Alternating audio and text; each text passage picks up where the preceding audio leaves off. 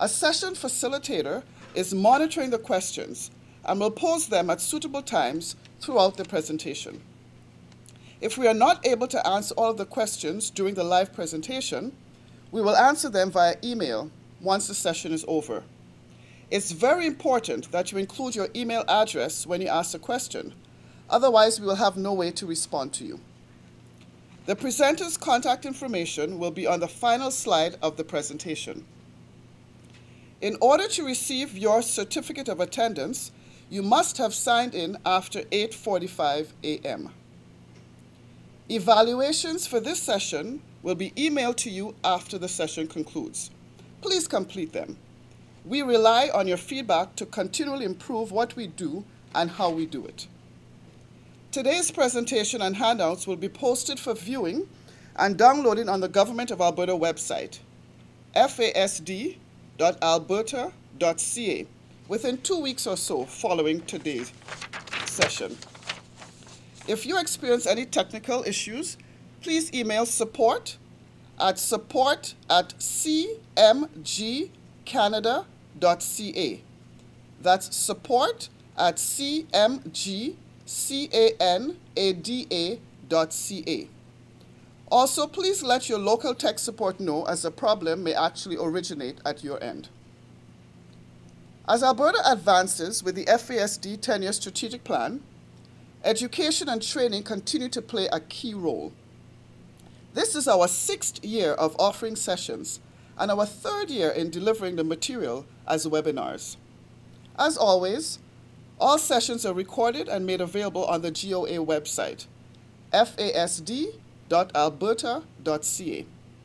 We are pleased with the ongoing interest and attendance with this initiative. So now I have the pleasure of introducing Arlene, Erin, and Bronwyn. Arlene Eaton-Erickson has been a social worker for 17 years and is currently the Community Engagement Advocate working in engagement and education with the Office of the Child and Youth Advocate. She was employed with Children and Youth Services in Edmonton and area as a frontline worker and supervisor from 1996 to 2004.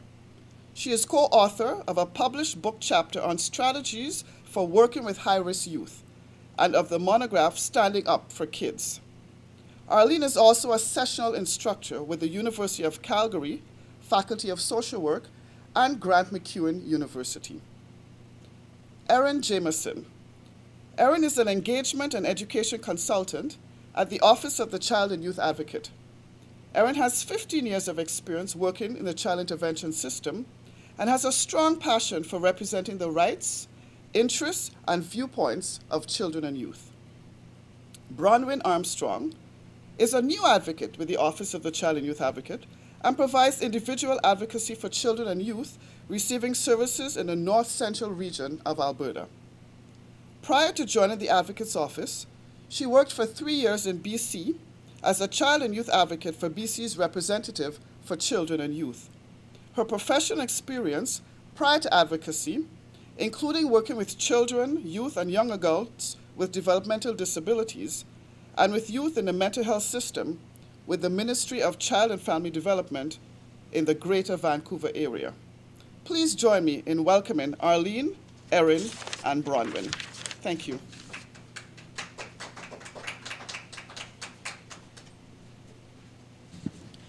Thank you, Sharon, for the wonderful introduction. My name is Erin Jamieson, and you already heard a little bit about me, so we'll get started.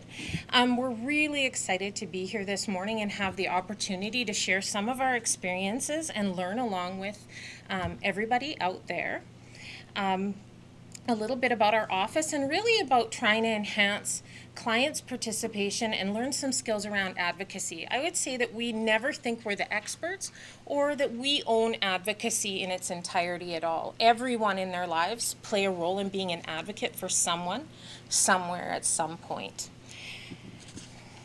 And, sorry, we'll get the PowerPoint up. So we're going to do a little bit of an overview of who our office is and then go into a little bit about what our office does to start with. Our office actually just celebrated our 25th anniversary in the province. We were established in 1989. And in April of 2012, we became an independent office of the legislature, which means we work on behalf of young people in an independent capacity. We used to be part of Child and Family Services, and when our new legislation was created, we then became independent, similar to the Ombudsman's Office and the Privacy Commissioner's Office, and we now report to a standing body at the legislature. Historically, we always advocated for young people in the child intervention system, so I would say a lot of us feel we're pretty good at that piece of work and that we've been doing it for a long time. In April of 2012, we also began advocating for young people involved in the youth justice system. So that was actually a significant change for us. Our mission is that we represent the rights, interest, and viewpoint of vulnerable young people in the province of Alberta. Specifically, under our legislation, we're designated to represent young people involved under the Child, Youth, and Family Enhancement Act, the Protection for Sexually Exploited Children's Act, and, as I said before, young people involved with the youth criminal justice system. One of the things about our office that is fundamental is we are a rights-based organization, and that we really feel when we're doing our work, we're always coming back to look at different conventions and agreements that focus on rights. We provided information on 3 specific conventions, but there's actually a number of different conventions or agreements or places in legislation where you might look at young people's rights or people's rights in the work that we do. We also feel very strongly that rights education is an important aspect in including people in decisions that are being made about them, ensuring that their voice is being heard in those decisions, and that all their interests are being considered. We brought along a short actual music video to show you, and it was created in 2013, and it's focused on Article 12, which is participation, and it's called We Want to Have a Voice, and so we'd like to play that for you. In the video, you'll see actually a bunch of young people from the province of Alberta. The song was written by a young woman who is involved with iHuman here in Edmonton. So we're going to play that for you because we think it segues nicely into talking about people's voice and people being involved in decisions for them.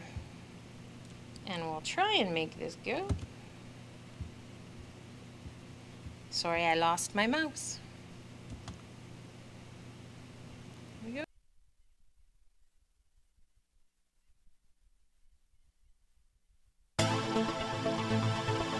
I might only be 14, but I got a voice too.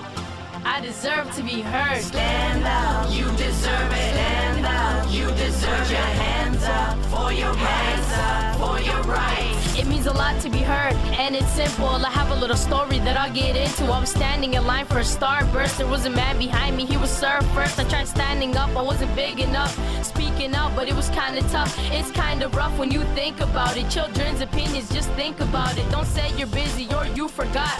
When you listen, it means a lot to their thoughts. You should listen, it was different when you didn't want to do it, then you did it, and you kinda made a difference. Equality, you were once my age and equal to me, the sequel to me, and you probably loved it. We are the future, so give us justice. We have a choice, believe in these words. We have a voice, we need to be heard. I have a name, I have a voice, I have a face that's full of joy. I'll embrace who I am till the early morn, through the storm till the end of the pour. Go ahead, be annoyed, but I'ma speak till I can't breathe no more. I am me, so please try to push so I can pull and show I could. I'm F-R-E-E, grab my cape and flee from the lightning speed. I'll fight for equality. I mean, I'll be a prodigy or always eat my broccoli, but I've got the superpower of being myself. I empower how I stand, cause in the outer world nobody is a duplicate of who I am. Let me be heard, let me be loud.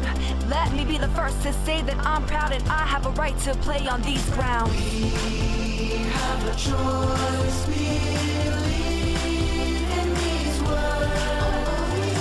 We have a voice, we need to be heard.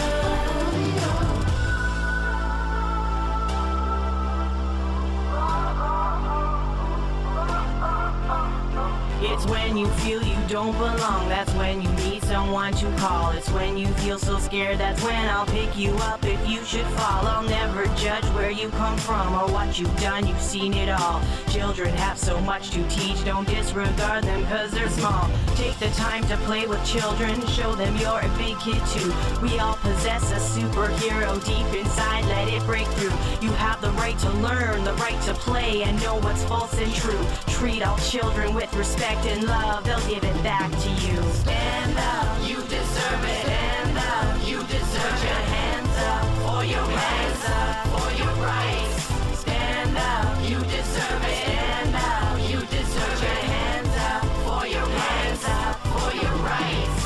We have a choice. We believe in these words.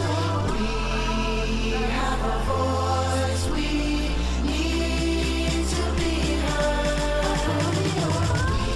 We have a choice. We believe in these words. We have a voice. We need to be heard. Stand up, you deserve it. Stand up, you deserve your hands up for your rights, for your rights. Stand up, you deserve it. Stand up, you deserve your hands up for your rights, for your rights. Stand up, you deserve it. Stand up, you deserve your hands up for your rights, for your rights. Stand up, you deserve it. Stand up, you deserve your hands up for your rights, for your rights.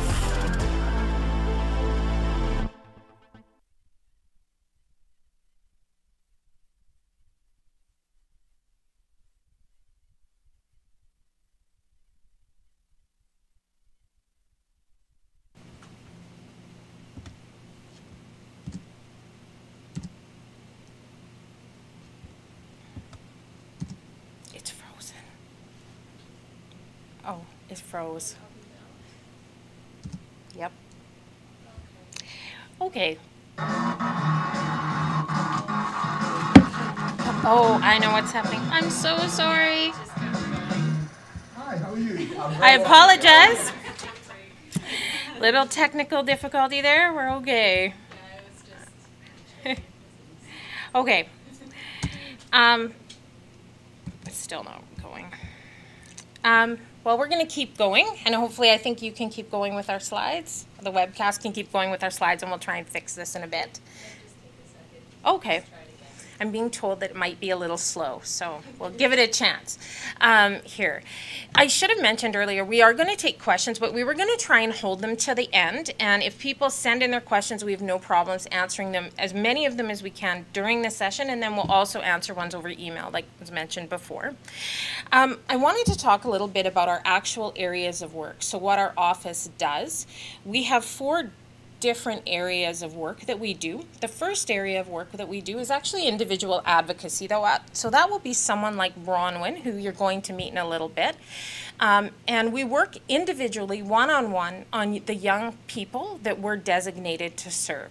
And so specifically, it can be anyone from brand new baby, all the way up now to the age of 24. And we provide individual advocacy services to those young people, and really it's about trying to ensure that their rights, interest, and voice are being heard.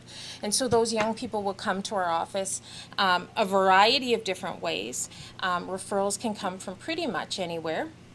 And then we do an assessment to see whether there's a role for an advocate, and if there is a role for an advocate, based on the fact that possibly their voice isn't being heard, their interests aren't being considered, or their rights, then we'll sign an advocate to start working on that. We have an education and engagement division, which is part of the division I'm currently with, and we have a mandate to educate and increase the awareness of advocacy and rights with organizations and the general public in Alberta. We also have another division called Investigations and Legal Representation, and it does 2 very distinct things. We appoint, do we think it'll go? Nope. We appoint lawyers to young people who have matters going before the courts under the Child, Youth and Family Enhancement Act. And those lawyers, there's no cost to those young people. Those lawyers are specifically appointed to represent that young person. And those young people are specifically appointed to represent that young person. There's no cost to that young person. And it would be for things like a permanent guardianship order, a supervision order, temporary guardianship order.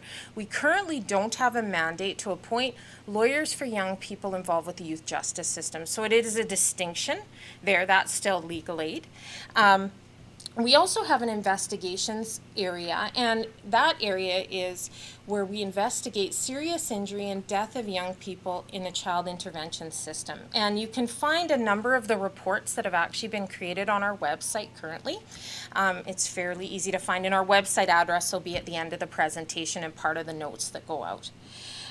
We also do systemic advocacy, and I would say our office, the whole entire office in some capacity, works on systemic advocacy. And systemic advocacy is actually looking at big picture issues that impact young people. So it's not just one individual young person and some issues they're bringing forward, but actually a group of young people who potentially have the same issue. An example of some systemic advocacy work we've done is a special report in regards to young people aging out of the child intervention system. And you can find any of our special reports on the website as well. So that's it for me for now. And I'm going to invite Arlene Eaton-Erickson up, and she's going to talk a little about advocacy and defining it. Thanks, Arlene. Thanks. Good morning. So before we kind of get into the meat and potatoes of really looking at how kind of to do advocacy, we think it's really important to spend a few minutes just thinking about what advocacy is. And I know that many of you have probably used the word. You've absolutely heard about it. I know as a social worker, when I read job ads and job descriptions, when I look to do volunteer work and I look at what some of the position descriptions look like, advocacy is a word that is often in those job descriptions. When I look at my code of ethics in regards to practice, doing advocacy is one of the things that's expected for me to do as a social worker. When I look at the teachers that work with my young people, my kids in school, one of their roles is also advocating for their students. And so what I want people to do is just take a few seconds, if you've got a pen and paper in front of you, and just maybe write down what you think advocacy means, or what it means for you. When you say that I am an advocate, or I do advocacy, or she's an advocate, what are some of those words that come to mind for you when you think that? And for the few of you here, I might ask you to share some of those, so you might want to get a pen ready. So when you hear advocacy, what does it mean to you? And so I'll give you about 20 seconds.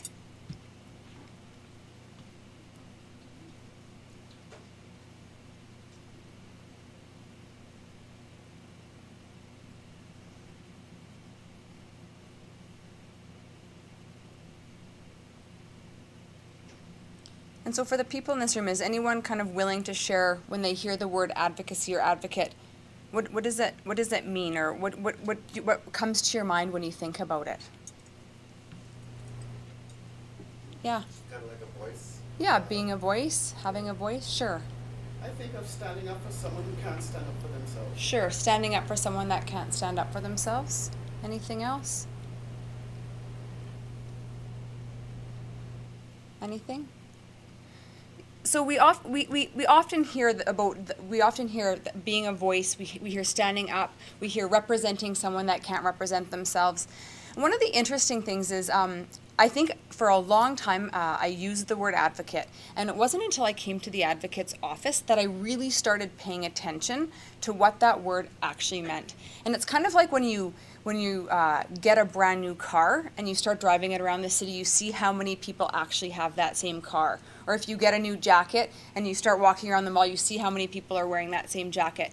And it was a little bit like that for me when I joined the advocate's office, and I started hearing all the different ways people used the word advocate or advocacy. And I realized that there was some common threads throughout what they talked about, but there was also a lot of differences too. And it made me realize how important having a common definition is. I think lots of times we mean the same, we think we're talking about the same issue, we think we're talking about the same thing, and you kind of come together to discuss an issue, and there's conflict. Sharon and I were talking a little bit earlier about her role, kind of, doing some conflict management and bringing people together to talk about issues. And you often come to talk about the same thing, but you realize sometimes that some people are talking here and some people are talking here, and there's frustration, there's confusion, there's hard feelings, and there's a sense of like, what's going on? We're talking about the same thing. And I realize that sometimes with advocacy, that sometimes people mean different things when they use the word. And I was on intake one day at the advocate's office, and I had a social worker from one of the hospitals call and say, we really need to have an advocate involved with this young person. He's a 13-year-old boy, he's living in the hospital, his medical needs have been addressed, and he really needs to be discharged and placed in a group home. And she said, we need an advocate because I've been advocating for him. I've been advocating to a social worker, I've been advocating to the hospital, I've been advocating, to the placement system, and we can't get a placement, so we really need someone from your office to get involved to get him a placement. And I had one question for her. And my question was, what does this young person want? Where does this young person want to be placed? And there was dead silence on the phone. And what do you think she said? I don't know. I didn't ask him. And I realized that she was doing her job. She was doing really good work, but in my mind, she wasn't doing advocacy. She was doing good practice in terms of getting him discharged, but in terms of being his voice and standing up for what someone wants to have happen for their lives, I don't think that that's what she was doing. And it really made me kind of evaluate how I defined advocacy. And being a little bit of a nerd, I went onto the internet and I started Googling advocacy, and I started requesting articles from the library that talked about advocacy. And I soon found out that there were literally hundreds of different definitions. And so what I thought we would do this morning is that there's a number of definitions, and we debated back and forth whether we should include them all.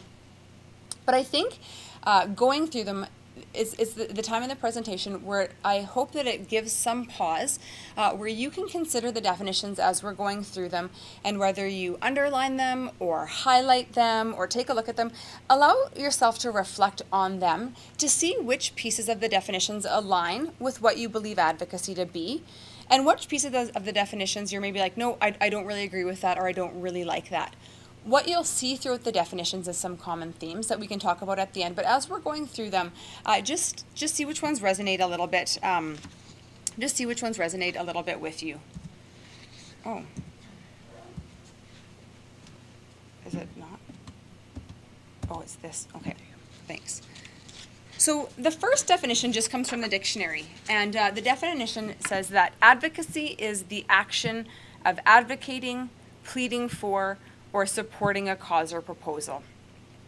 And the second definition just comes out of the Encyclopedia of Social Work, and it says that advocacy is the act of directly representing, defending, intervening, supporting, or recommending a course of action on behalf of one or more people, groups, or communities with the goal of securing or retaining social justice. The third definition comes out of the UK, and this definition says that advocacy means taking action to help people say what they want.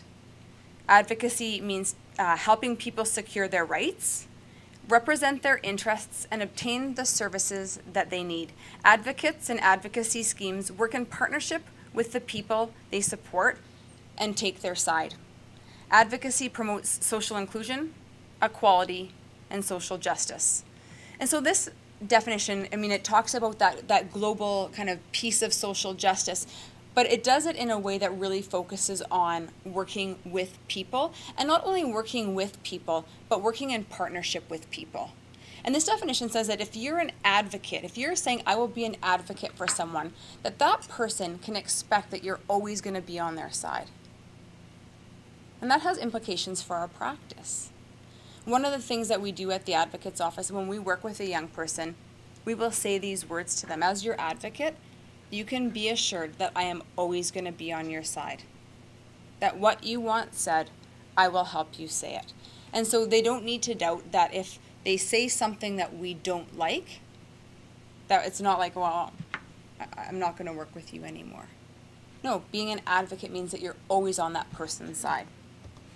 Another definition says that the advocate works to create a relationship with a person who's at risk of social exclusion and chooses one or several of many ways to understand, respond to, and represent that person's interest as if they were the advocate's own. And I think that's a really powerful definition, because it means that if I'm an advocate for someone, if I'm an advocate, in my case for a young person, not only am I taking their side and going to always kind of represent what they have to say, but I'm going to work at representing that person's interests as if they were my own. And so advocacy is more than just a job. If I'm working at being someone's advocate, I'm doing whatever I need to do to really represent that person's interest as if those interests were my own.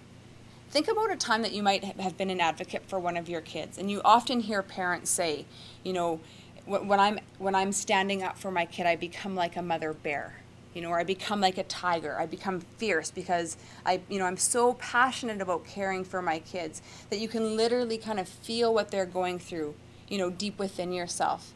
And this definition of advocacy reflects that a little bit, that when you're being an advocate, you're working at representing that young person or that person's interests as if that issue were your very own. This other definition also comes out of the UK, and it says that advocates should take instruction from service users or clients or community members wherever possible, and base their actions on mutually agreed upon plans and preferred outcomes, and work in partnership with service users to achieve this. And so this definition really speaks to the importance of partnership, but also that when you're working in being an advocate and helping someone be heard, that one of your main tasks or your main goals is really being able to take direction from the person that you're advocating for as much as you can. And that in being an advocate, if I'm acting as Bronwyn's advocate, I'm not saying what I think is best for her. That it really is getting to know her in a way that I can represent her interests as if they were my own, and that I'm really allowing her voice to direct the process of advocacy as much as possible. This last definition is the one that when we use in training with young people, they for sure like it the best.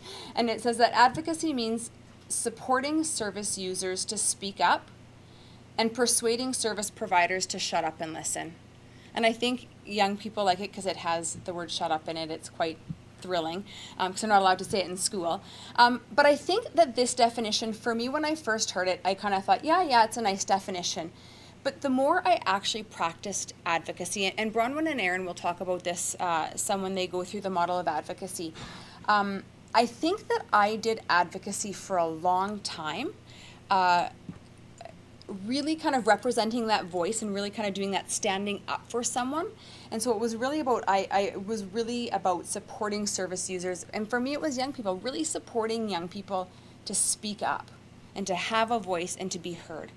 But often with my practice, I was frustrated because sometimes I felt that advocacy wouldn't get anywhere.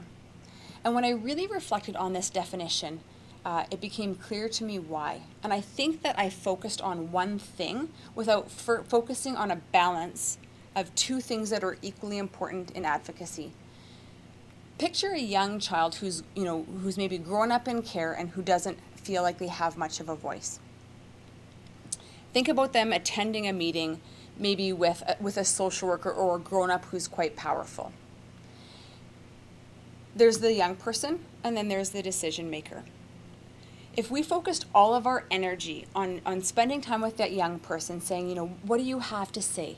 What's important to you? What are those things that really have to be heard by the decision makers who are making really big, important decisions about your life?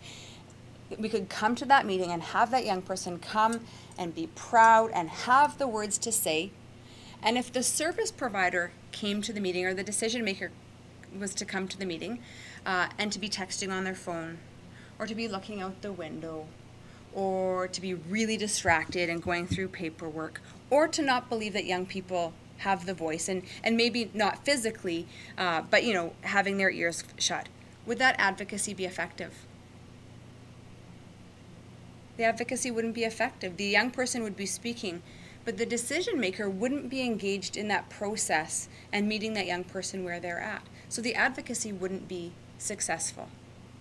On the other hand, if you're working with a young person and they're not having the capacity to speak, and they're shy, and they don't believe that they have rights, or they don't believe that they are they've got the capacity to actually enact those rights, and they come to the table and they come to this meeting and their heads are down on the table, and the decision maker comes in engaged and enthused, really believing and wanting the best for this young person and wanting to hear what they have to say. But if nothing's being said, is the advocacy effective? No. And so for advocacy to be effective, it really is about empowering people to say what they need to say in a way that's going to be heard, and creating an environment and inviting stakeholders and decision makers into a conversation where they can be engaged, where they can listen, where they can hear what's being said by the young person, and where they can believe that the young person's voice has value.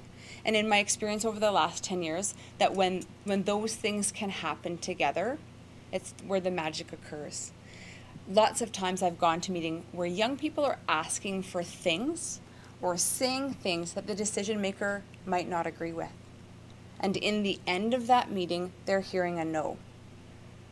Before coming to this role, I thought that the young person would be so mad and would walk out saying that was a terrible meeting. In my experience, that's never happened.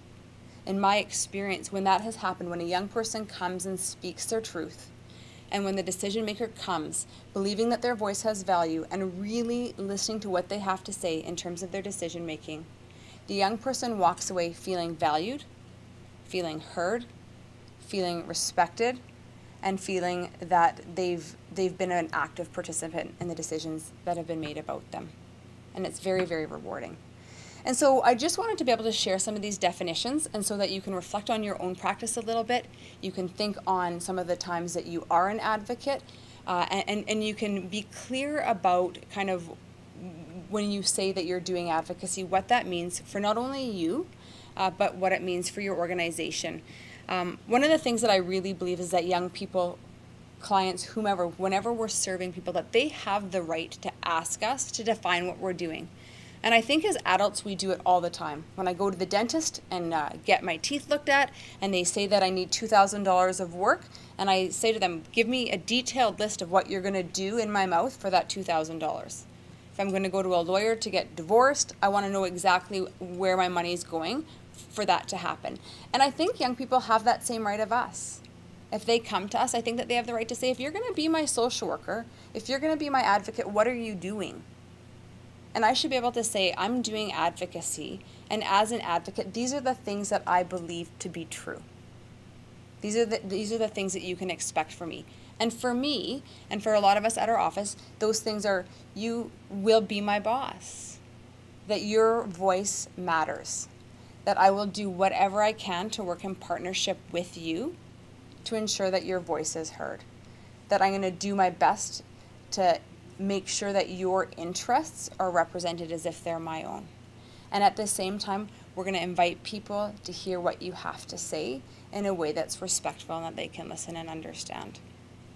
And so I think it's about accountability back to young people, but I also think it's about good practice. And so I invite you to keep these definitions and continue to look at them as you do your practice, and especially with the clients that you're working with in the FASD world in terms of some of the work that you're doing. See if some of these fit better for you personally and for the organization that you're working with. And so from that, I'm going to invite Erin and Bronwyn back up, and they are going to talk a little bit about the model of advocacy.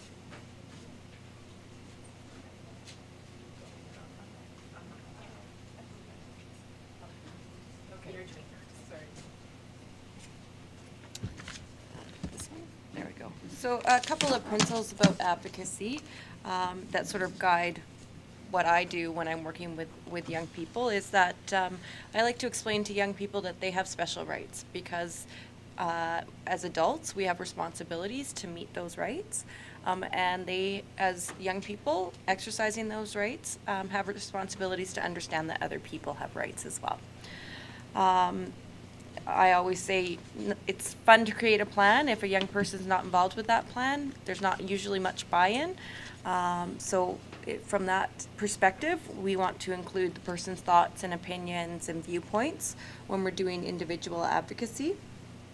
And capacity building is another one that I think is really important. So is including young people in the process from the beginning to the end. So in gathering information, they're my main source of information. Understanding that often what they choose to share may be different from what other people may share with me, but from my perspective, they're my main source of information, and so they also need to be included in that first piece of information gathering. And that the young person themselves picks the issue that they want to address with support from myself in providing individual advocacy. I could say, oh, there's all these things that really you have a right to this and a right to safety and a right to education. That may not be the issue the young person identifies to me as an individual advocate that they want to address. It could be merely, I want a safe place to live, regardless of whether they're attending school, regardless of other things that may be going on for them, so that my direction is taken directly from the young person. So in my work as an individual advocate, first and foremost, I like to inform young people what their rights are, why they're important, and how you can exercise those rights. Now, that's a very abstract concept for young people in general, as well as if you're working with a client or an individual with FASD. That's a concept that can be very difficult to grasp. So in that work, it's repetition. It's explaining what rights are and providing concrete examples as for their life, how that right may apply, not for a hypothetical life, not for a friend, but directly after you've built some time to understand what's going on for them, using their life as the example in exercising rights. And that I help with the capacity building. I want the young person to speak as much as possible for themselves. And in whatever voice they have. Now my role is to supplement that so that other people hear it if they can't hear it from the young person directly. Sometimes that's about language, sometimes that's about how they provide information or perspective. And then last but not least, that my role is to ensure that young people's rights, interests, and viewpoints are considered when decision making is happening. So I like to say, you can have your say, it doesn't mean you get your way, which is clear for young people that my role is to ensure that they're heard, that they have their rights considered, and they're being taken seriously. So, you know, that there's some demonstration back as to how that person's been heard, but it doesn't necessarily mean that they're gonna get their way. So the decision making is not mine, it's with other people. But the experience of being heard can often be a powerful one for young people in sort of becoming their own best advocate.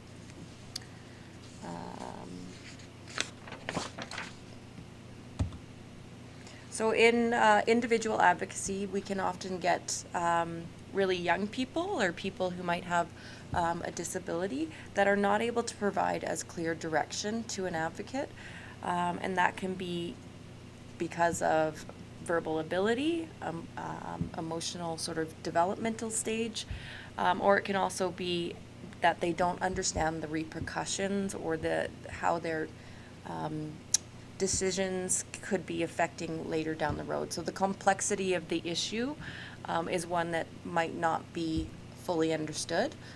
That's often what happens when I'm working with FASD clients. However, that doesn't mean I'm not taking direction from them.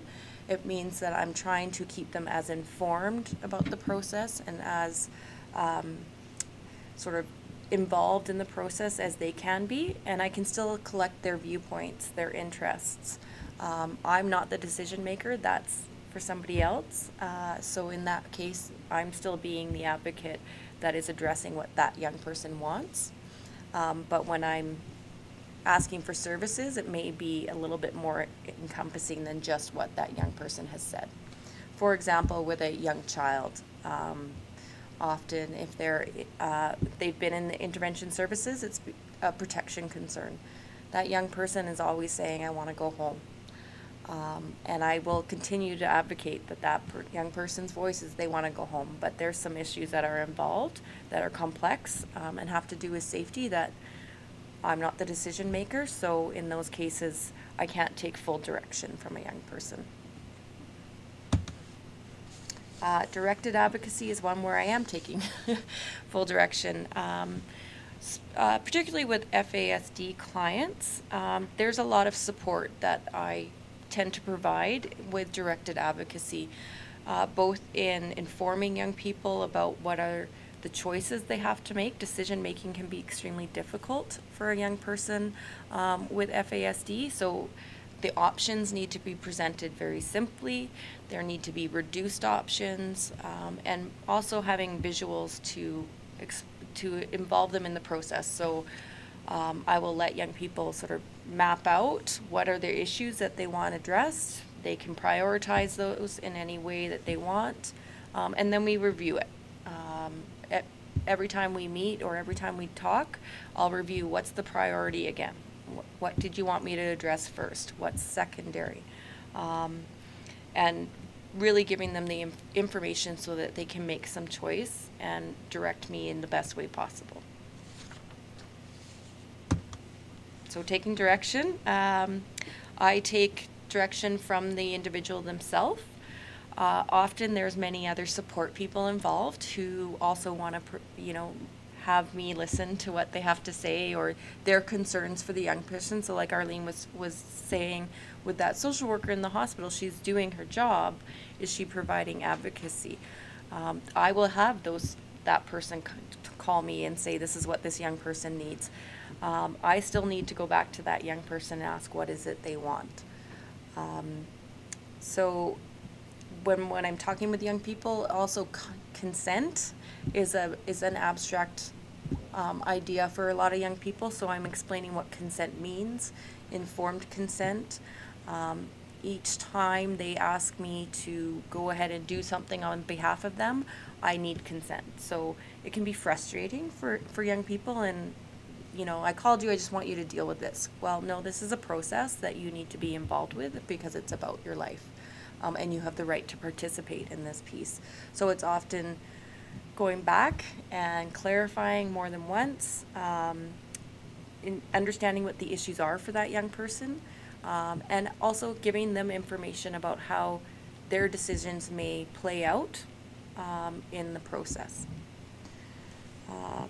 I need consent to talk to anybody. So we may get a referral, and it could be from a family member, from a professional, and they're the referral source. My first contact is with the young person. And then if that person consents, I can call whoever referred them for further information. Or that young person may say, no, I don't want you talking to so-and-so. I don't want you sharing this information. If that's the case, and I feel like there's a really big piece missing, if I can't speak to somebody, I'll explain why I think that it might be a good idea that I talk to that person, but I will never break that role. Like I said, often young people will say, no, I don't want you talking to that person. That person's going to be involved in a meeting, and often it's the young person feels that person is either working against them or doesn't understand them or dwells on their mistakes. But if they're a decision maker in that young person's life, they're going to be involved, and so often that's where I'll sort of approach it with somebody to say they need to be involved in this process because they're the ones making some of the decisions for you. Sorry. So we thought we'd actually run through an advocacy model for you. I know when I worked intake in our office, I'd often get a lot of questions about, well, how, even from young people, how are you going to do this? What's going to happen when I get this advocate? And so we're going to run through all of the different steps. It's important to know that it's not a step-by-step process. It's actually, you can end up going back to certain steps along the way and doing some things the entire time while you're doing it. And I often thought about, when I was also on our intake for our office, how this applies to lots of people. We'd get calls from all over, people dealing with the education system themselves as parents, people dealing with the health system. And I think back to some of the things that you consider when you're advocating for something in our office for young people. And those things apply in all kinds of arenas and systems. So the first slide actually is the 5 different steps we've outlined in the model. Like I said, it's important not to consider it as a circle that you have to go to each step and then move on. You can go back. And I think always to be looking, if you're working on behalf of someone, to always be looking for ways to include them, and then also how to teach them and empower them to do some of this possibly on their own. I know one of the coolest things in the past when I'd also be working on our intake was that young people would sometimes call and they'd be like, oh, I had an advocate before, I just want to check, am I doing the right things? I'm thinking of trying this next and trying to talk to this person. And it was pretty cool to see that young people actually had learned from their experience with an advocate. They weren't saying they necessarily wanted to be involved with our office again, but they wanted to run by some of the things they've learned to see if they were on the right path. And I think an important thing to consider is we believe that the best decisions, again, I think we've said it before, happen when you include the person that you're trying to advocate on behalf of as much as possible. All right, so the first step is to inform your advocacy issue. And so really, we've talked about the individual being the primary source. So going to that young person or whoever you're working on behalf of and talking to them about why this is an issue or what's happening in their life. Bronwyn talked about we will always consult with someone before we talk to anyone else, so we won't go forward without their knowledge and their consent. One of the key pieces I think I've learned along the way in our office is that it's really important to be informed with any legislation, policy, or any kind of rights agreements that can help you along the way. If you don't know in a certain system what the formal disagreement processes are, whether they have an appeal process, whether they have another formal grievance process, it can hamper your advocacy efforts or even trying to work on behalf of that young person. I know a lot of young people would come to me, and some of them who had had an experience with an advocate would also say it was pretty cool when that advocate showed up and rolled out a piece of policy and said, oh, you need to also be considering this. And a lot of people who work or are involved with big systems, I think, don't know a lot of those layers. And how do we help people to understand some of those pieces? One, what they might be entitled to, but also how to navigate that system. We will review any documents or records that we can find. Depending on the situation, with older young people, we actually don't look at files without their consent or if there's a need. But with younger kids, you might want to look at files or other information out there. You might want to find out if a decision's been made before and what the outcome was. And research all the options. So that's the first step, is to really get as much information as possible. I can think of one young person who came to our office, and he absolutely was very clear he didn't want to use a emergency shelter, and no one could at first figure out why, and he was just adamant, and instead he was sleeping outside in -25. And after quite a bit of time spent with that young person, it actually came out that he had spent considerable time in refugee camps overseas, and to go into a youth emergency shelter or a shelter type situation where there were a bunch of people sleeping in the same room, he could not do it emotionally. It was too much for him. And so for him, that was a crucial piece of information that came from him. We thought that we'd have Bronwyn also give an example at each step along the model of a scenario or sort of what she would do, or maybe a certain case. So when I'm gathering information from an individual, and I'll use examples with clients who have FASD, often it's, they know that there's something wrong, but they can't put their finger on what it is. They're unhappy with planning, they're unhappy with something, but they need support to figure out what it is exactly that is affecting them or is making them unhappy. So it's asking a lot of questions, which can be very frustrating, because often the answer is, I don't know. I just don't like it. So you need to ask questions that are much more directed in, do you like this? Do you like the staff person? Do you like the food, if it was a placement issue? Rather than having it be sort of open-ended questions that you might use with other individuals. You can't ask, have you seen your caseworker? That's pretty, for us, we all think that's very normal. Yeah, I saw my caseworker the other day. They might say yes. They won't say when. They won't say what the value of that interaction was. They might have seen them crossing the street in town. So when I say, when was the last time you saw your caseworker, I need to be, have you seen them in a meeting? Have you seen them, have they come to visit you at your home? Those types of more directed questions to gather the information from them about what it is that is bothering them.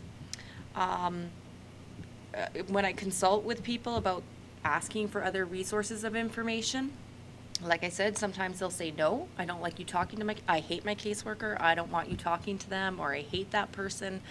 Then I need to explain to them what is the benefit for me in supporting them to speaking to that person, and often saying, you know, I'm wondering why they're saying no to this particular thing that you want. And so if I can ask them directly what it is that's the problem, because the kid may have been, or the young person may have been told more than once what the issue is as to why they won't get what they want, but they don't remember, or they emotionally hear it as, I don't like you, you're not getting that. For instance, I was working with a young person who was in care, had no placement, because he had decided he didn't want to stay at the group home that had been his placement. He wanted to move in with his girlfriend. Fair enough, but the caseworker is saying, I'm not supporting you to find a place to live with your girlfriend when you're both 16. This young person's girlfriend was also not in care. So explaining those pieces to them around what is the policy, why is that policy in place, what are their options, given that the policy is saying they won't support you to live in this particular situation. And that can be, that needs to be repeated more than once. It needs to be repeated in very simple, concrete language, using the individual's names, not saying someone or a youth, very much needing to put it in present concrete terms for them to understand. And understanding that you'll say it more than once. And also when I'm advocating for someone in the sort of getting to the advocacy issue, it's supporting them to verbalize for themselves what the issue is. So giving them phrases when you're going into a meeting, and preparing them prior to the meeting, knowing that attention span's a difficult one. Often impulse control, if something is said around, you know, they made a mistake 2 months ago and AWOL'd from their placement, and these are why we're not, you know, increasing supervision or decreasing supervision, I should say, and really explaining to them what that means, and that it's not about just bringing up past mistakes, but how do you move forward, and also focusing everybody in the room on moving forward. If we just dwell on all the mistakes that have been made, there's no opportunity for change. Next slide. So the next step is to determine key issues. I think even in our office, sometimes we'll start that right at the beginning when someone is involved with us. So someone might come to our office with a number of different things that are happening. There's housing issues, there's financial issues, there's issues maybe with contact with family. And so I would often say to young people, well, what's your big one? What's number one? Okay, and then we would write it down and then go through the list from there. It's really important to know who your audience is and be as factual as possible. And so I think when you're trying to be factual, that's where your information gathering is really important, and knowing as much of the information ahead of time. I talked about prioritizing issues with your client or whoever you're working with. A key piece in our office anyway is understanding that no issue is unimportant for someone. So I might think, oh, that's no big deal.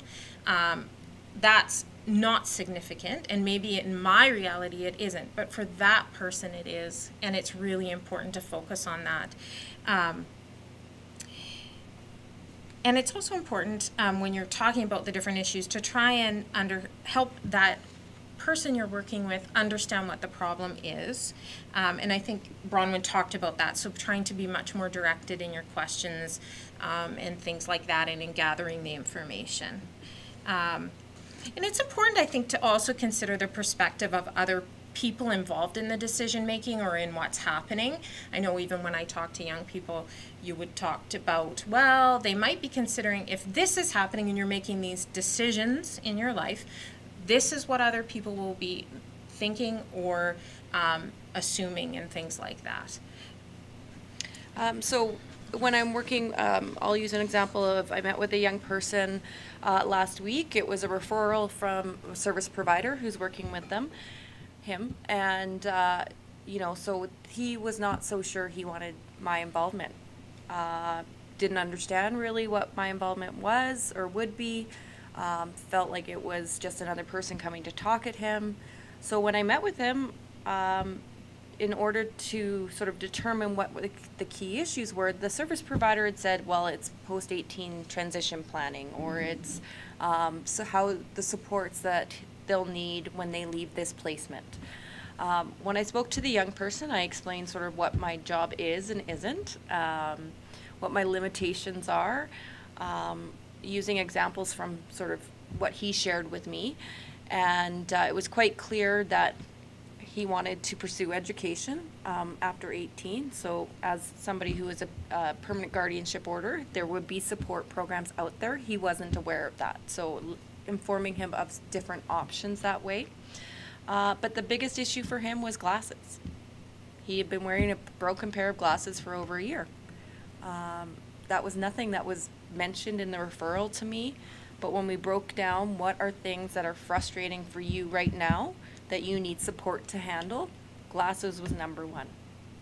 Fair enough. For me, if I couldn't see, that would make all the other things happening pretty minimal. Second, it was placement. Doesn't like where he's living right now and wants to be somewhere else. And fair enough, was thinking, I'm going to be 18 in 6 months. What I'm living in right now is not going to be available. I need to start planning ahead. So there were obviously some great supports in his life that had those conversations with him before. Also, in determining key issues, it's important that I monitor myself. So, individuals with FASD can be very easily influenced or be suggestible in some ways. So I need to be very clear that what I feel might be the main issue is not imposing on what that young person feels is the main issue. So we sort of mapped out what were the key issues, and there was 4, and he prioritized them for me. Time is another one. Being clear about expectations on time. How timely do they need this?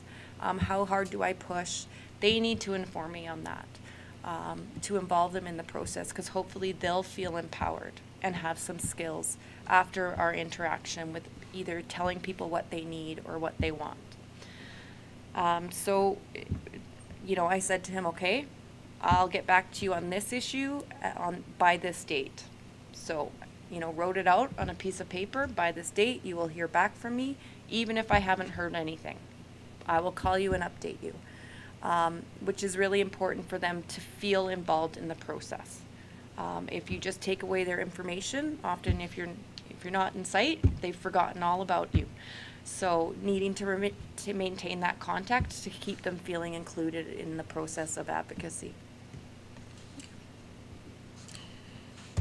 So the next step, once you have your key issues, you actually have to make a plan. What are you going to do with what's happening? And so we outlined on the slide and in the information some steps in developing a plan. And definitely it's looking at, so you have this one issue, what are some of the different ways to address it, and what do you think would be the best way to start? You look at the chain of decision making, and so I often think about, and I don't know why, it's like if a VCR broke, or I had a bad warranty. What am I going to do? Lots of systems work like that, in that you have the direct decision maker who initially made the decision, but there might be a supervisor or a manager, and so forth up the line. And then again, there might be formal ways to disagree with those decisions. But do you need to first do some of the more informal ways? Like actually trying to find out if the person who made the decision even knows that there's a concern. That's often one of the first things we do when we're talking to young people. Have you actually talked to whoever made the decision? Have you told them you're not happy with this decision or why it doesn't work for you? And sometimes, or often, we would find out that that young person hasn't done that step. It could be that they need a support person to help them with that step, because lots of those situations are pretty scary. Bronwyn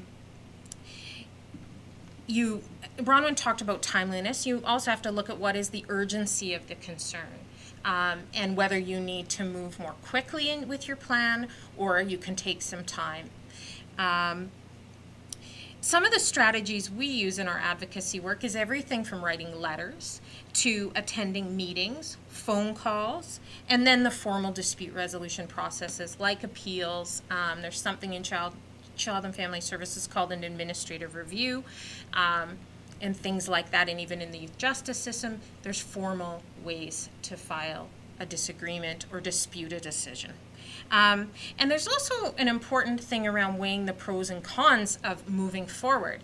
We've had situations in our office where if we went on a certain path and followed a certain plan, there's pros, but there's also some cons of doing that. And really making sure if that young person or the person you're working with is involved in your advocacy work and can instruct you and express a viewpoint, that they know all that information.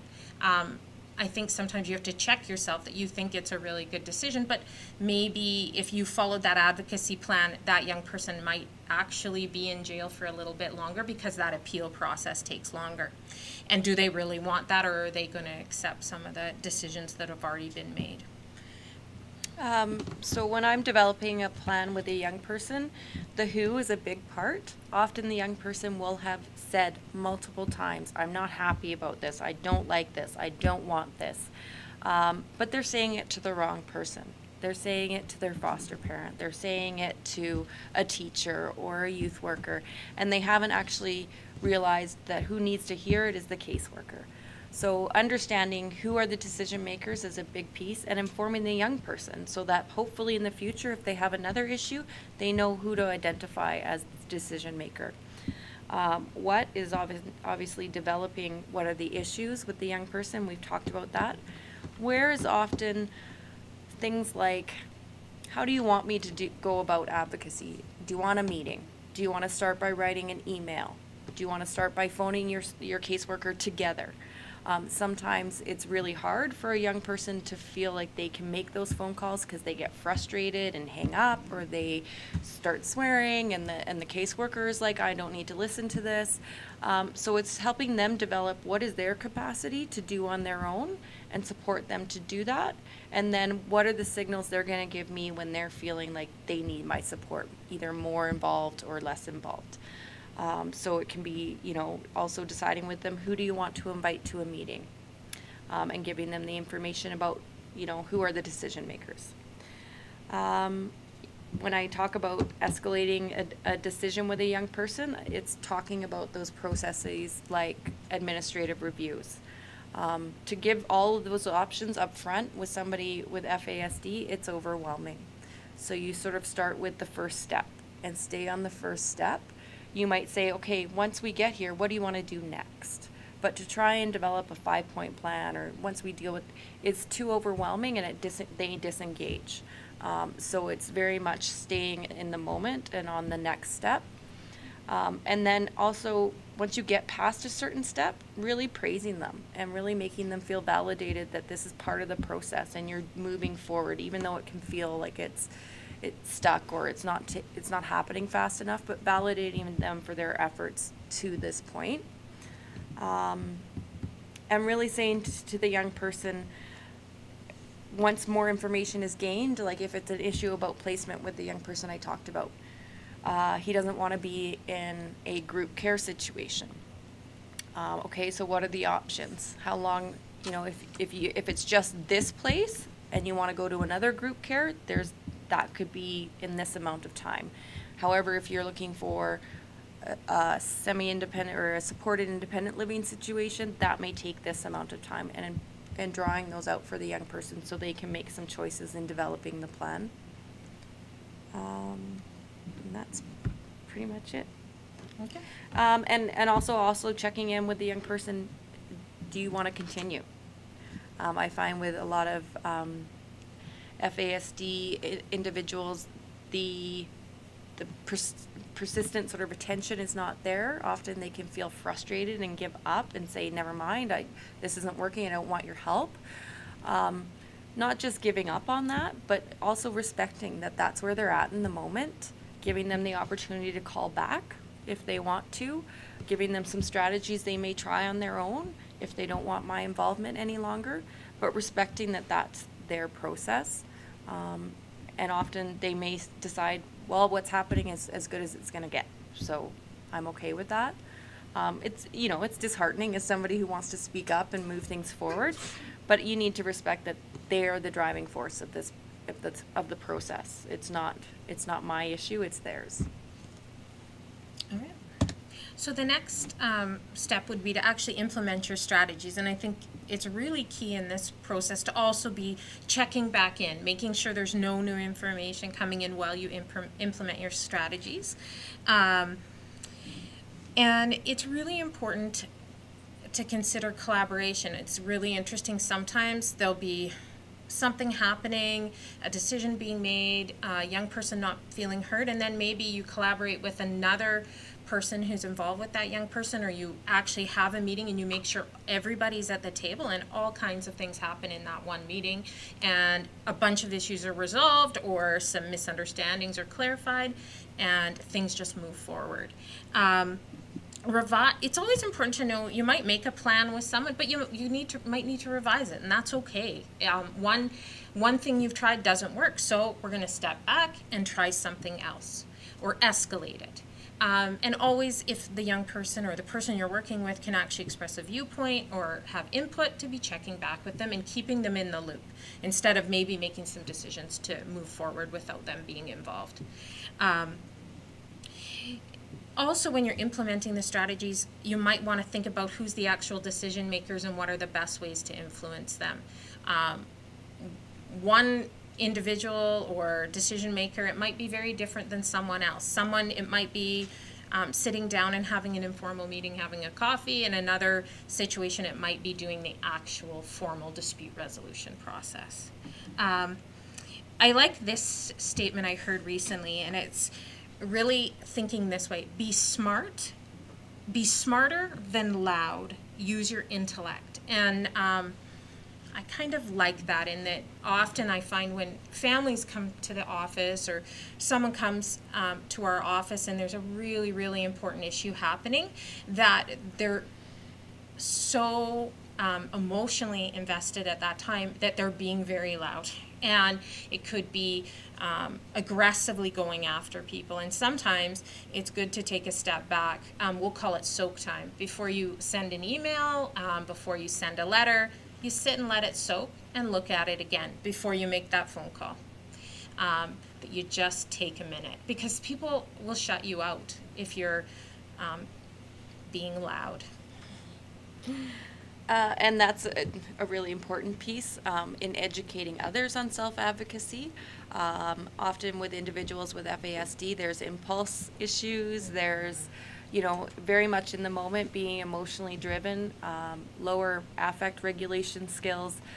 So also identifying, if we're going to have a meeting, what are things that piss you off in that meeting? So I know ahead of time that to ask for a break. Because, I've often had kids say to me, why didn't you go in there and yell at them all and whatever else? And I'm trying to explain, being aggressive doesn't necessarily get heard. And trying to provide them with some of those skills around how to speak up for oneself in a way that's appropriate and you feel heard. That's a really difficult one for young people with FASD because often they're communication can be stream of consciousness. It might not be contextual. It might jump all over the place. And my role as their advocate is to let them have that process and feel heard, and then to give them some skills or to reframe things in a way that people can hear it, so that they are being heard and it's not just falling on deaf ears. It can be with implementing strategies.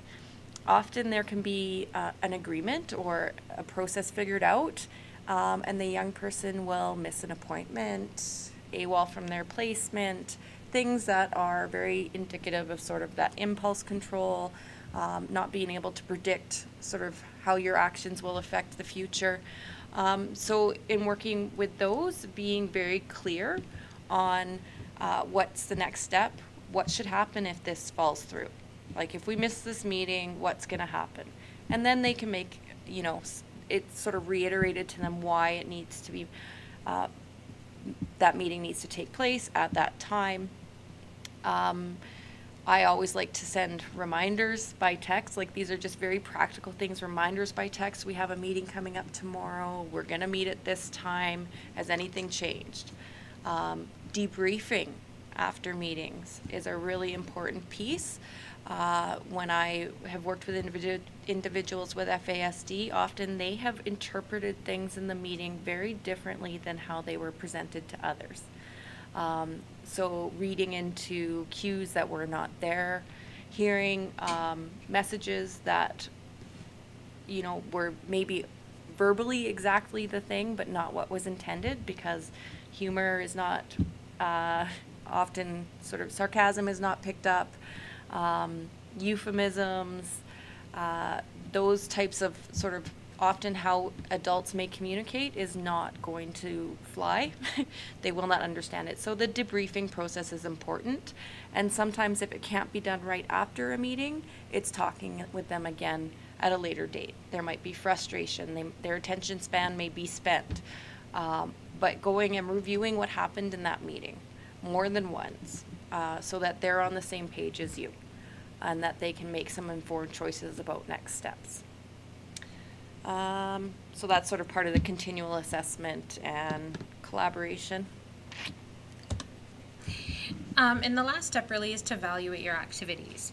So was the individual or young person, client, satisfied with the outcome?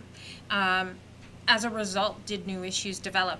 That is a common theme for our office. We'll see young people come to our office with one issue or two issues, and then as the process moves forward, some other issues will develop along the way or be identified.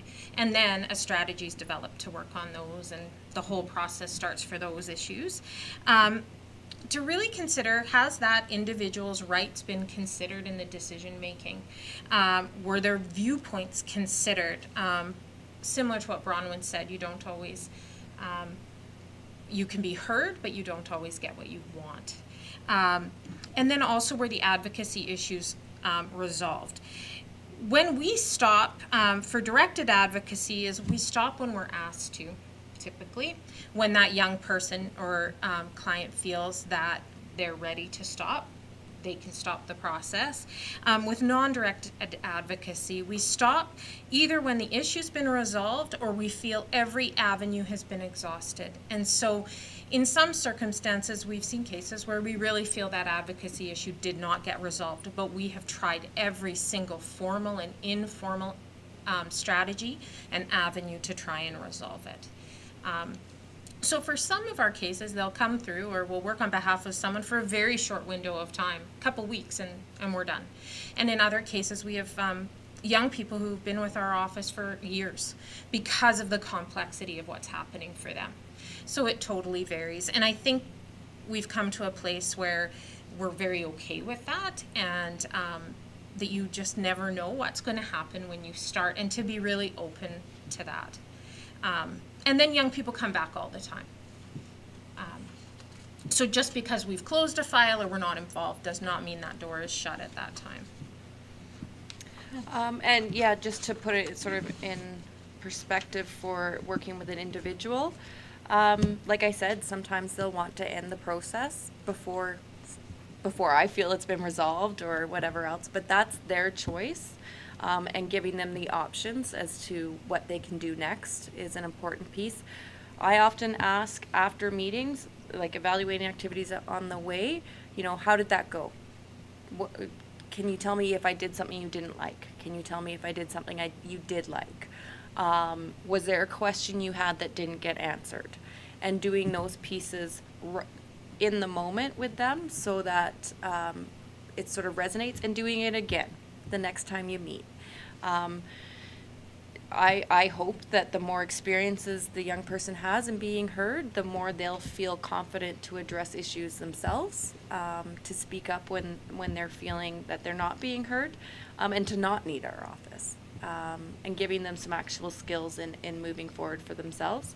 Now, there's always issues that require some outside support, especially with individuals with FASD. And some of the disabilities related to that around short-term memory, being able to sort of extrapolate into the future and those kinds of things. So often it is with FASD clients that we will have a file for a very long time, because they can choose to end things and then restart, or other issues come up. Maybe they got what they wanted and now it's not what they expected or what they like, and they want something else, which is a big one. And I tell young people, you have the right to change your mind. We all have the right to change our mind if we no longer are getting what we want. But that can be difficult, especially when, they've made a choice, they've informed you, you've done the process, and they realize this is not what I wanted. But that's part of our support to them. So we listed out some qualities of an effective advocate, and it's funny, when I looked at this list, it fits for a number of the individuals who currently work in our office. So really, we've talked about it, I'm sure we've droned on about it, really being client-centered, focused on who you're working for, but also solution-focused. So actually looking for solutions to whatever the issues are. Clear, concise, systematic. Bronwyn talked about really outlining what's happening, what the steps are going to be, and the process. I laugh when I look at persistent and assertive. That definitely is something I think when you're trying to work on behalf of someone or advocate for them, you really need to consider that and keep going. Sometimes I know we have files in our office or things happening in our office where you think, we're never going to get past this, we're never going to resolve this for a young person, but it's about really trying to keep going.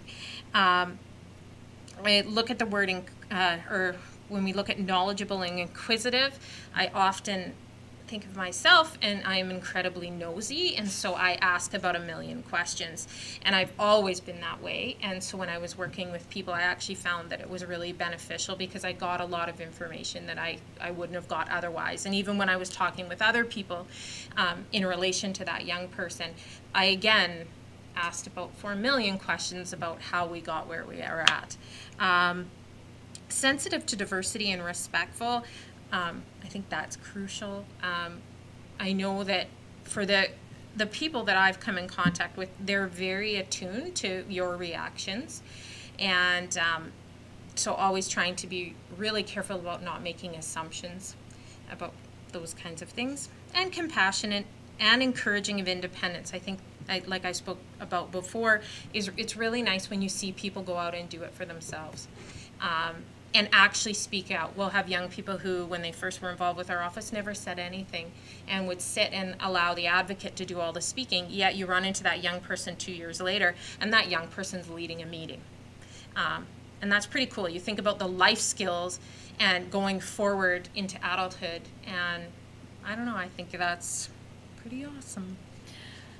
Yeah, and I'll just add, I think empathy is an important piece to advocacy. When Arlene was talking about definitions, it's not just sort of knowing what the young person wants, but also how do they understand the information. So there's a cognitive piece as well as an emotional piece to empathy in understanding, putting yourself in that person's shoes and actually being the advocate for what they want from their perspective. And I think there's many people in sort of this work or social service work that's a natural piece for them, and it often goes unnoticed or unmentioned. So that would just be one thing I would add to that list. And then we had one more slide, and it was just some more essential advocacy skills to focus on when you're looking at advocating for people. And I think they're all crucial, from the critical thinking and problem solving. So again, when you're going through the plan, it's always sort of reassessing, thinking about what's happening, thinking about different options and choices. Conflict resolution skills are very important. Knowing how, in lots of situations where there's disagreements around decisions, conflict can bubble to the surface. So how do you try and bring that back down so that decisions can actually be made and people can have some common ground to communicate? I think when people are in conflict, often you stop listening, and that's not beneficial to anyone. Interviewing clients, we've talked about it a lot, and really it is a skill, and I think you have to practice it, or even in gathering information from someone. I know when young people have come to the office, often they're trying to tell me what they think I want to hear, and then trying to sort of move past that to, no, I really want to know what you have to say and what's important to you. And yeah, and I think that would be the same for anybody in sort of more disadvantaged situations, or where they're really trying to get your help. They're trying to convince you and sell you on it. And really it should be more about being interested in what's happening for them. And as I look at this list, I realize a lot of them are skills that people with FASD need help with. The conflict resolution skills, that's very difficult for them to understand, and that perspective taking of the other side. So walking them through that in a place that they're able to hear, it's safe, it's in a home or a place they feel they're supported. I will often ask young people to write something down for me as part of the process in identifying what it is they want, saying that I can't represent you until you're clear with me about how you feel about this. It's also a strategy. When the young person has taken the time to write something down or to say it specifically, that has more resonance with decision makers than, you know, somebody who's they just hear the same sentence over and over again. Critical thinking and problem solving is something that needs to be done very hands-on with young people with FASD, actually walking them through each step. So that's where I think our role is even that much more important. And then interviewing clients, I think you need to meet with people and speak with them more than once to get what the full picture is for especially individuals with FASD, because they can be very much in the moment and not necessarily thinking out the process or what they need long term.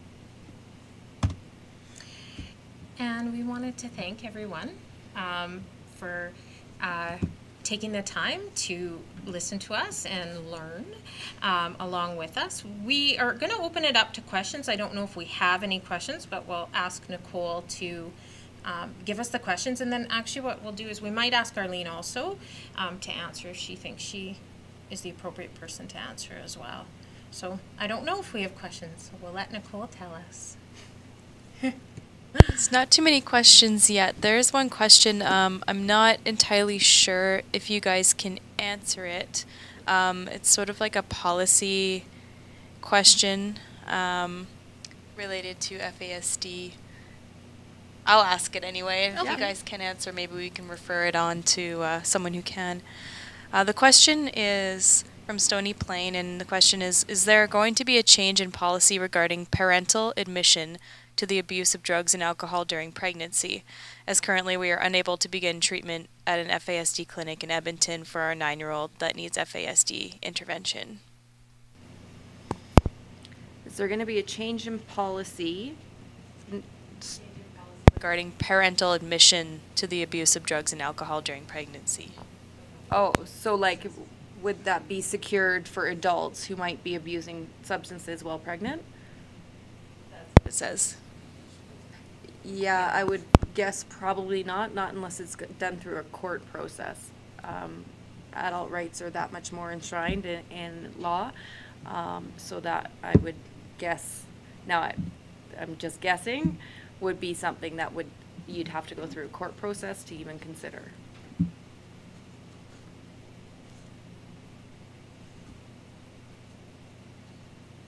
Great.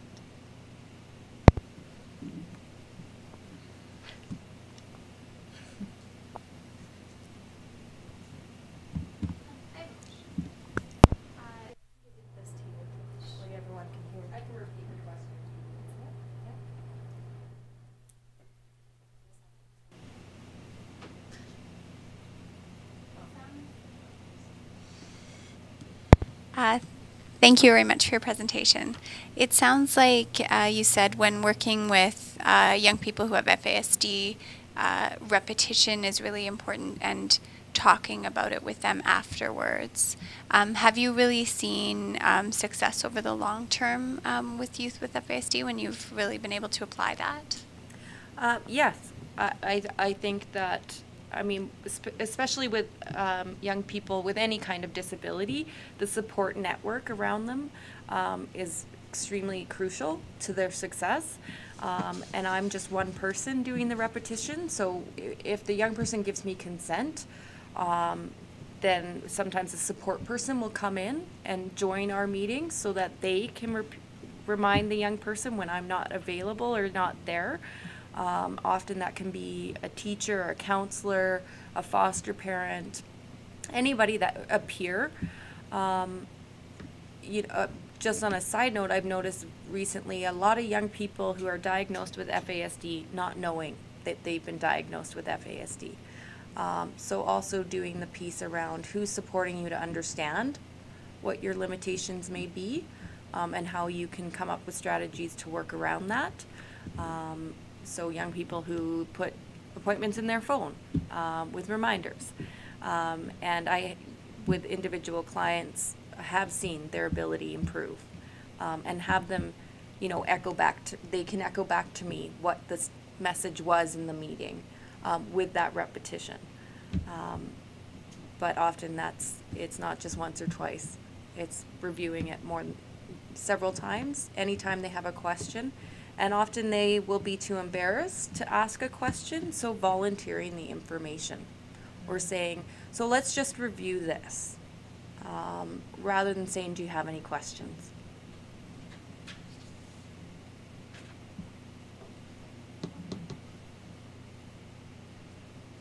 Just to follow up on that, you mentioned some things that foster parents and teachers and other people around the person can do. Is there more when you're looking at that advocacy model that you would recommend? I think we always try and include natural advocates and people who are natural allies to that young person, because they're going to have a longer term relationship with that young person than we are. Now, it always is dependent on consent, and sometimes those relationships can be conflictual. There might be, a foster parent that the young person loves, but in adolescence, there's often conflict between caregivers and young people. So it can be looking for other informal supports, but sharing information with the people who are going to be in that young person's life longer term, because memory issues, often messages don't get relayed back, or things are missed. So always trying to include as many natural supports as possible.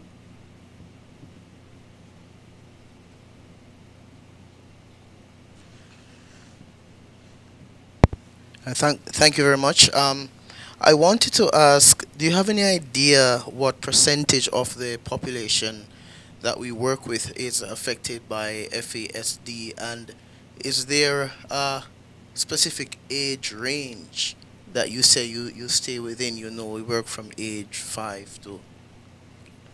Last I checked, it was about 1% of the population, or 1 in 100 births, is the prevalence of FASD in North America.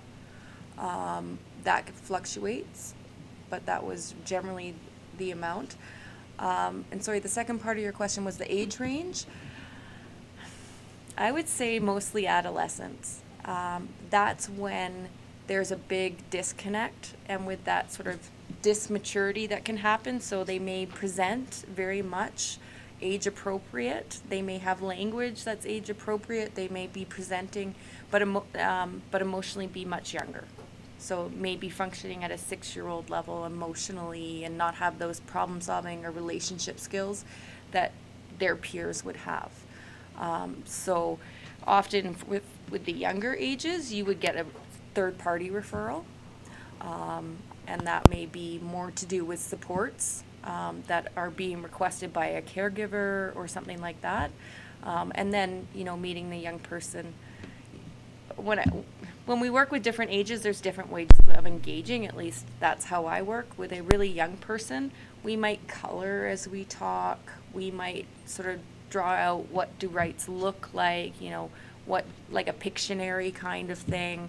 I'm using much simpler language and giving a lot less options. So giving more of the, if this was to happen, how would you feel about that? Rather than, here's some options for you. But I would say most of the young people who I've provided advocacy to with FASD have been in adolescence and late adolescence.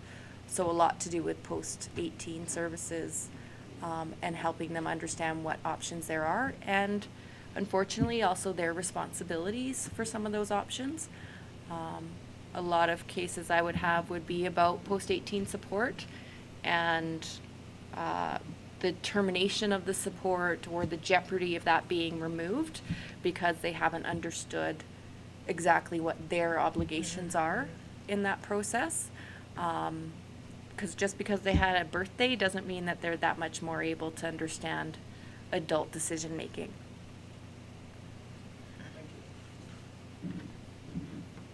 So more questions have rolled in, as I expected. Okay, so I'll just start at the beginning. The first question is, can a young client refuse service only if over 18? If so, what options are available to them in way of funding once they graduate out of care? In regards to our office, a young person can refuse service anyway, like from early teens or even younger.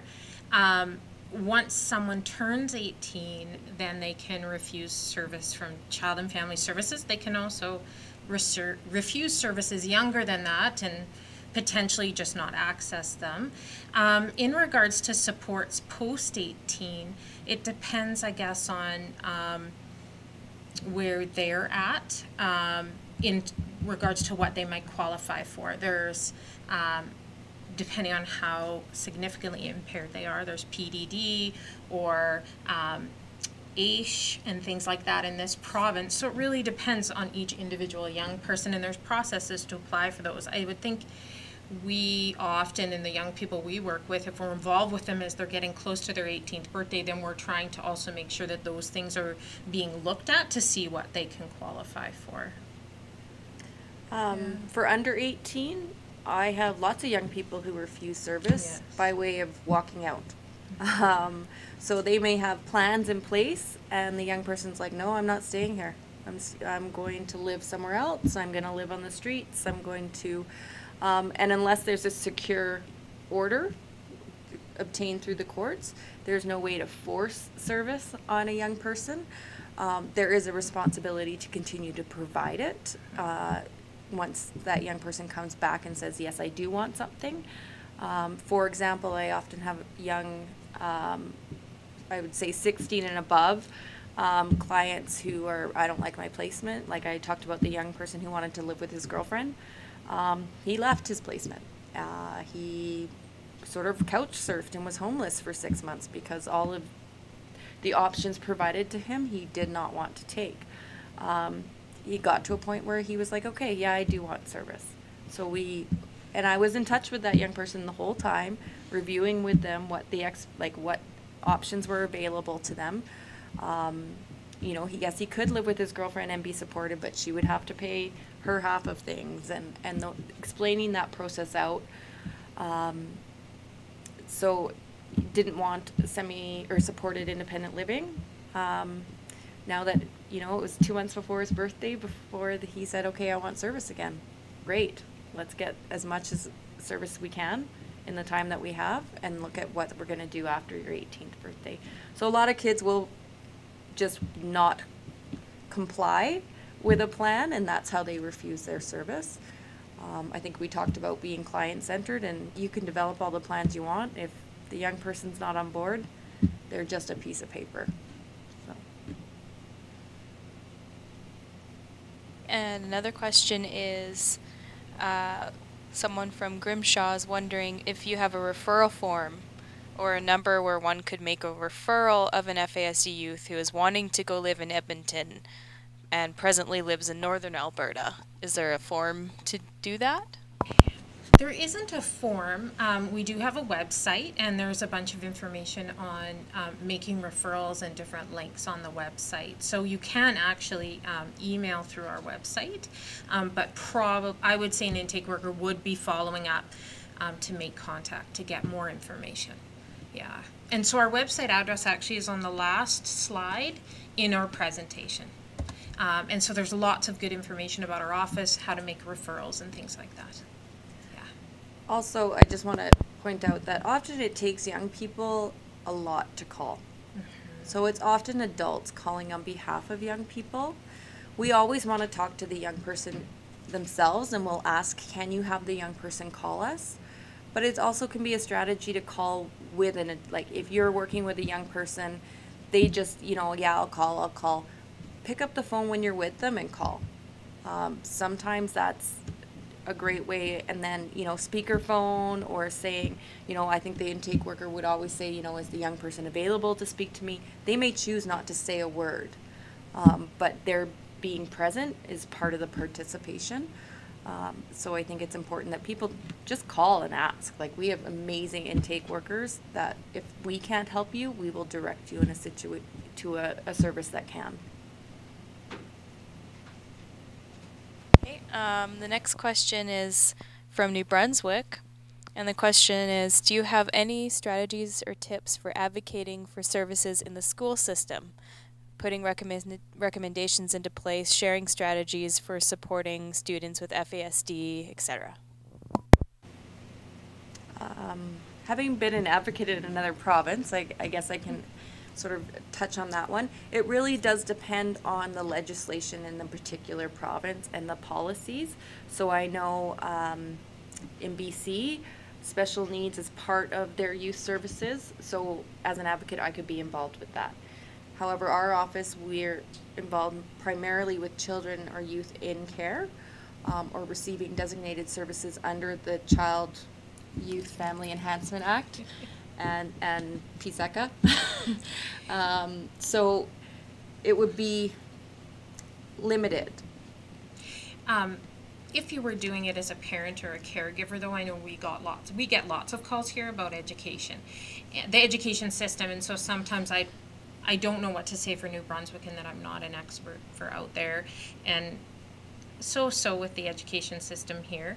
But it would be looking at no different around what are the processes if they're a concern to raise those concerns. So, and thinking through, here we have, the teacher, then we have the principal, then you have the school board, the superintendent, and even in the school system, sometimes there's some formal ways to disagree.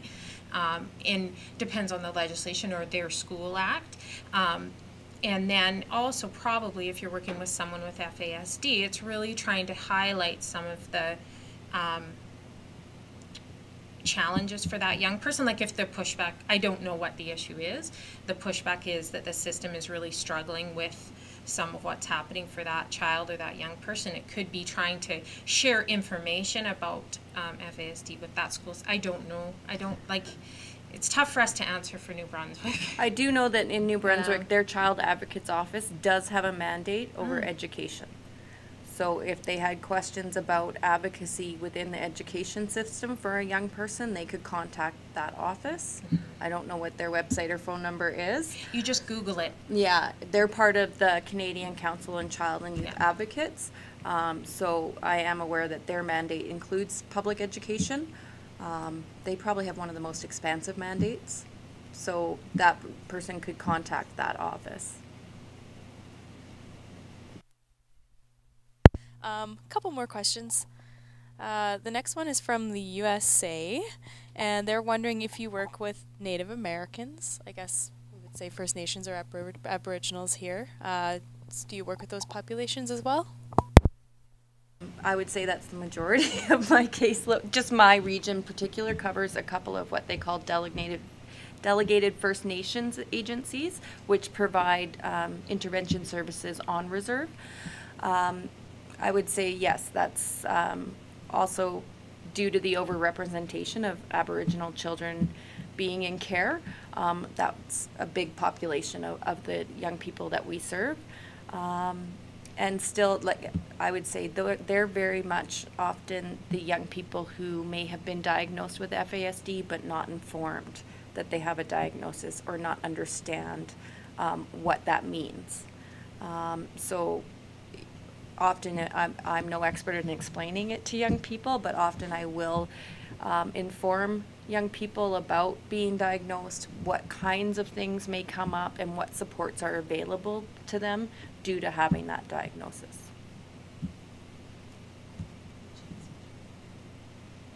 We're actually working on a special report currently in this province in regards to the overrepresentation of Aboriginal children in care, and it's all focused on creating a new story for those children and their families, and hopefully coming out with improving on some of the current services that are happening, or recommendations to improve some of those services, but it's actually just being worked on now. Yeah.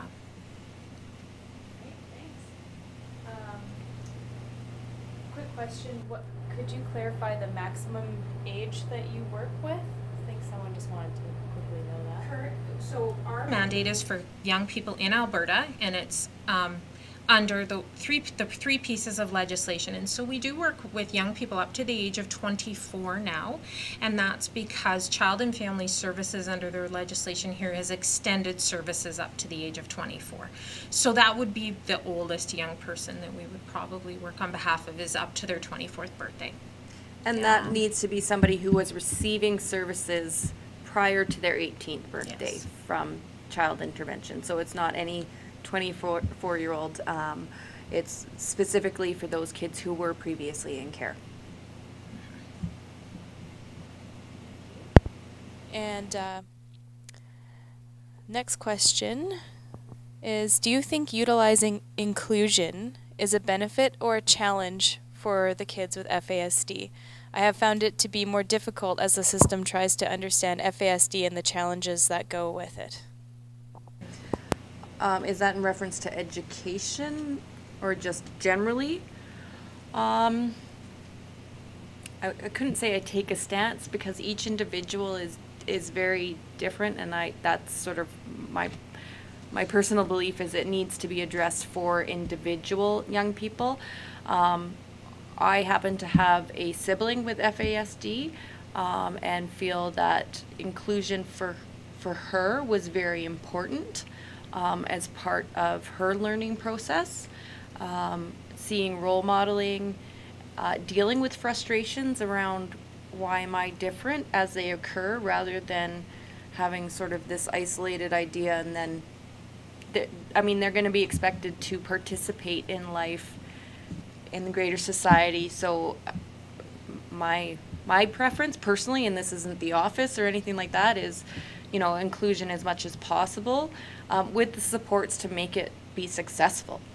If there isn't the supports to sort of encourage success, then it can be really obviously damaging to self-confidence, self-esteem, those kinds of things.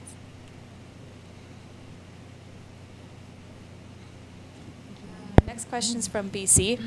Thinking about Aboriginal clients, do cultural guidelines ever create a barrier for service? If so, how do you get around them? Having worked in BC as well,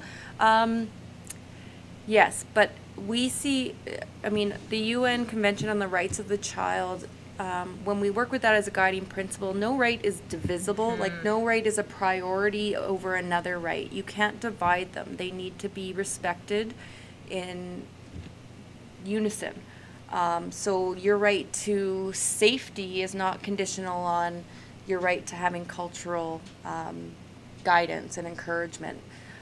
So it's very much, it can be a barrier in the idea of individual rights and children's rights are much a Western idea in some ways, or how it can be applied is done in a sort of like a Western concept, whereas with Indigenous people there's much more focus on collective rights or community rights.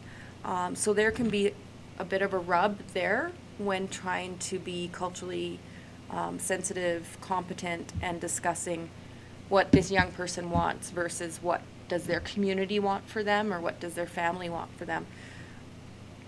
In those cases, it's really taking it case by case and sort of recognizing that there's also special rights for Indigenous children. There's a Declaration on the Rights of Indigenous Peoples also put out by the UN Convention. And so trying to incorporate some of those concepts while doing individual advocacy is important.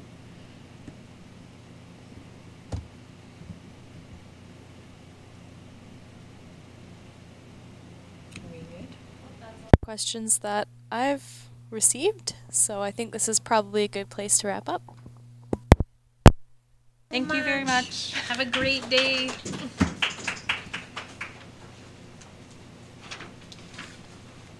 Wow, thank you so much, ladies, for that very informative presentation. I particularly loved the video, and I was actually trying to hold myself in my chair because as the rapping was going on, I thought it was just awesome.